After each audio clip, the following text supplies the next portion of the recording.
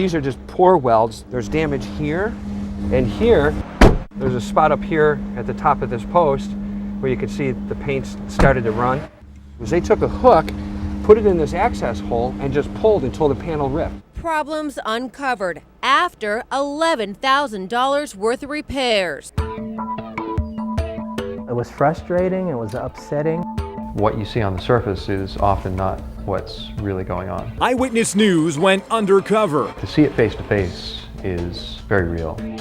to see if blacks and whites are getting equal treatment when applying for home loans at Triangle Banks.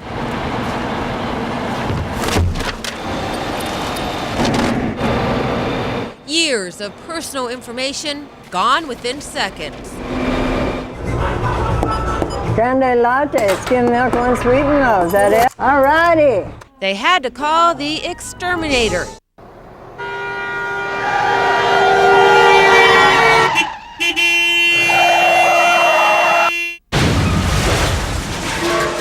Crushed, mangled metal. These cars don't look like they're going anywhere, but Eyewitness News discovered these cars will soon be salvaged and back on the road.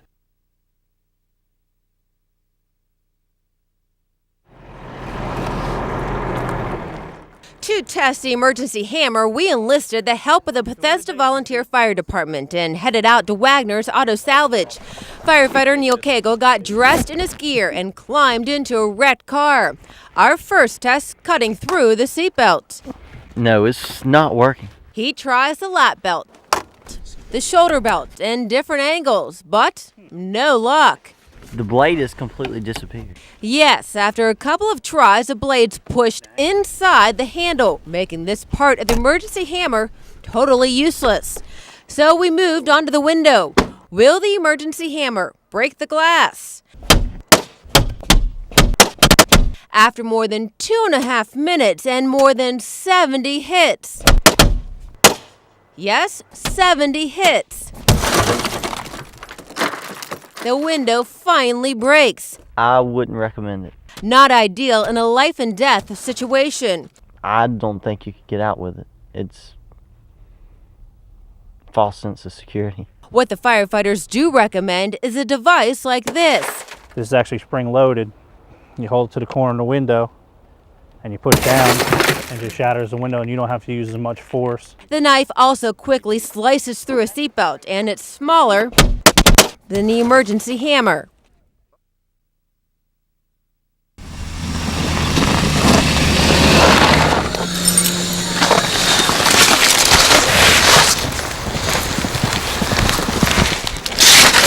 Rain, sleet, snow, and hail. That's their motto. 20-year male veteran Mike Couch knows what's expected of him, but he also wants the public to know this sunshine is deceiving. We spend most of our time back here on the back streets, and they haven't been cleared yet, so it's a little bit tough. I think actually today may be a little bit worse because the snow is packed. Pretty icy conditions. Just have to be even more careful. Still, Couch has been able to successfully complete his rounds yesterday and today. Thank you. You didn't have any milk for me? No, I don't. But not everyone has been so lucky. I think there's actually been some that they haven't been able to get to. But he says there are things you can do to help your mail person make it to your mailbox. If they will clean off some of their steps and the walks, I think that could help out a lot. And times like these do call for patience, forbearance, and a little compassion. I would understand it. It's perfectly fine if my mail doesn't come on time. It's just bills. No one wants that.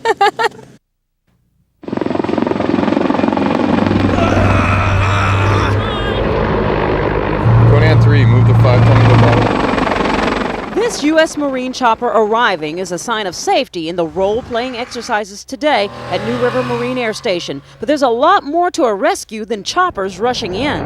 We're training for the possibility of evacuating American citizens out of embassies anywhere in the world.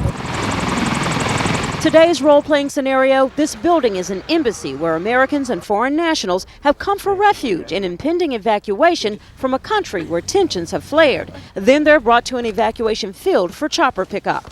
Takes a lot of coordination. What my Marines are here for is to provide a security element. They're keeping the bad guys away, and we're taking the good guys. Do you have anything in your pocket, sir? And then we have to process people, make sure we have American citizens.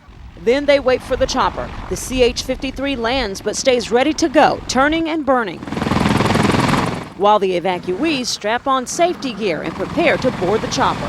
They get on the bird, the helo, and they get out of here, and then collapsing and getting ourselves out of here. It's not really role-playing to us, it's serious business. This is not really that easy, but that's why they call Marines, so we can get the job done. Train as you fight, fight as you train.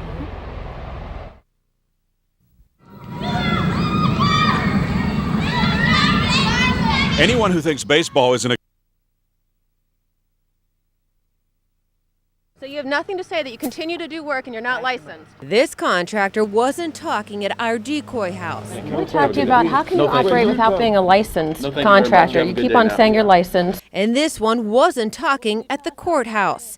Both silent after taking thousands of dollars for jobs they're not even licensed to do. I paid this man $48,650 and he abandoned my project. This is what Darlene Burden's left with after she hired Jimmy Yellick of Universal Trades Construction to build an addition to her home.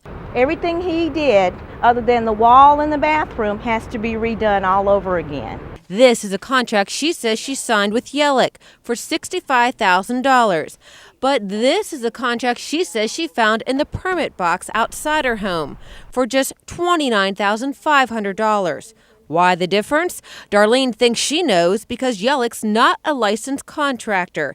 And for any work over $30,000, you have to be. Darlene says Yellick emailed her his license number. But it's not a license number for general contracting. It's a privileged license number with Durham that allows him to do business in the city. This license has nothing to do with general contracting. And that's not the only problem. This is my signature. That's the forged signature. Yellick's now facing a forgery charge. He stolen my dream. $48,000 is not easy to come by. But even criminal charges didn't keep Yellick from saying he's licensed when we invited him to our decoy house to give us an estimate. He told our undercover producer he's ready to get to work. We could do it, no problem. We just finished up one in Cary today. Everyone has the right to represent yourself. Hire an attorney, apply for court appointed counsel. Days later, outside court on the forgery charges, we confronted Yellick.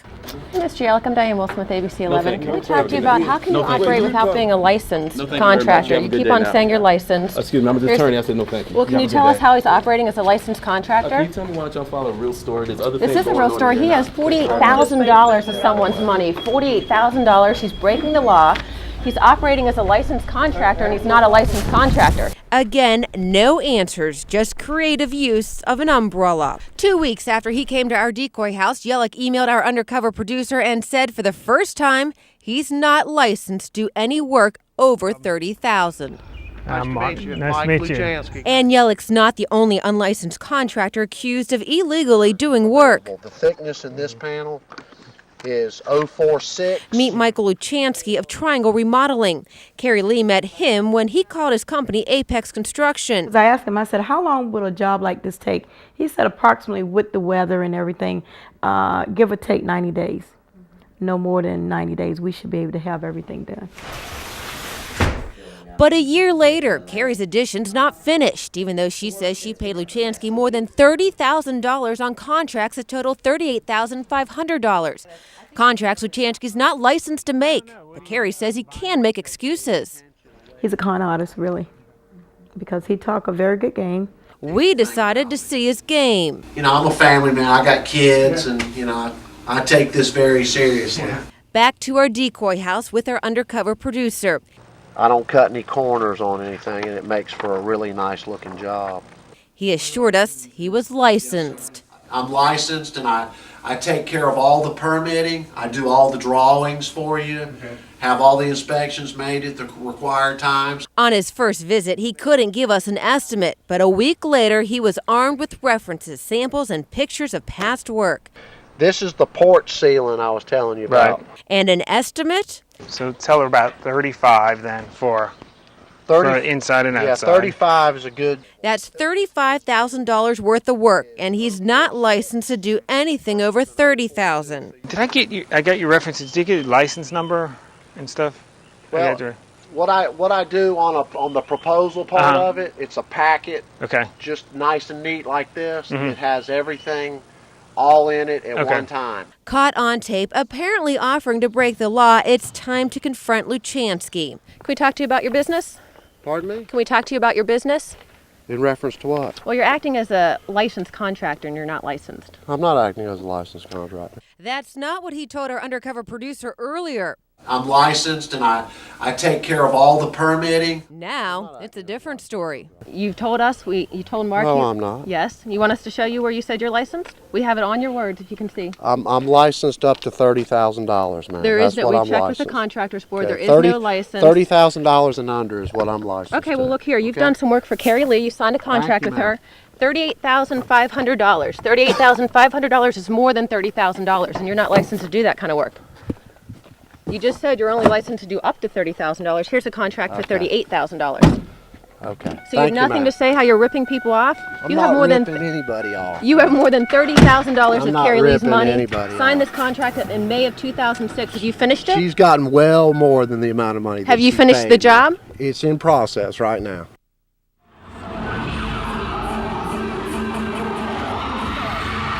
Pictures of young girls showcasing their cheerleading spirit. These pictures were on Day Meets Night Photography's website and were taken by the Triangle Company. Day Meets Night Video, or photography, was supposed to provide a video for the parents of the entire cheer season. Shannon Toney says Day Meets Night would go to the girls' cheerleading competitions and practices, getting video and pictures of their season. And they had the girls together as a group laughing, and it was just, I remember watching that thinking, I can't wait to get the video for that. But that excitement turned to shock when the parents discovered an employee of Day Meets Night is a convicted sex offender. An employee that parents and one of the owners of Impact Fitness say took videos and photographs of cheerleaders on behalf of the company. It's very disturbing, I don't like it at all. Disturbing because Tran Allen Song was convicted 2 years ago of permitting a minor to assist in an obscenity offense. The assistant DA tells us that the conviction was part of a plea deal that stemmed from Song taking questionable pictures of a minor. 2 years later, in 2006, Impact Fitness contracted Day Meets Night to photograph and videotape more than 15 cheerleader and gymnastic groups at Impact Fitness. These pictures that were on the Day Meets Night website showcase that work. One of the owners of Impact Fitness didn't want to go on camera, but says it was never disclosed to her that the photographer was a convicted sex offender. She says she learned about Tran Song from a parent, immediately confronted him, and banned him from Impact Fitness. The owner of Day Meets Night Photography, Ariel Linderman. Can we talk to you just about your photography company, Day Meets Night? No. We're just wondering why you have a convicted sex offender working for you, taking pictures of young girls. We know he's working for you. His name's the same. Linderman didn't answer any of my questions. These parents that have no idea that a convicted sex offender is working for you? You think it's okay that these parents know nothing about it? And she didn't appear to want to talk about her ties to Tran Song. But the company's website domain name is registered in Song's name. He's not only listed as the administrative contact, but also the technical contact for the website. Also, until a month ago, the same address Song cited on the sex offender registry was the same address as Day Meets Night Photography. Our cameras caught Song and Linderman at that Carey home. And if you log on to the Day Meets Night website and get through the pictures of models, you'll see a comment section where one comment says, "Hey Tran and Ariel, it's a great website." Another comment as recent as 2 weeks ago states, "Wow Tran, Sarah told me you were good, but these are really good." As for Tony, she just wants Song to stay away from kids. I don't want him to ever be in this type of profession again. I mean, photography, especially of children,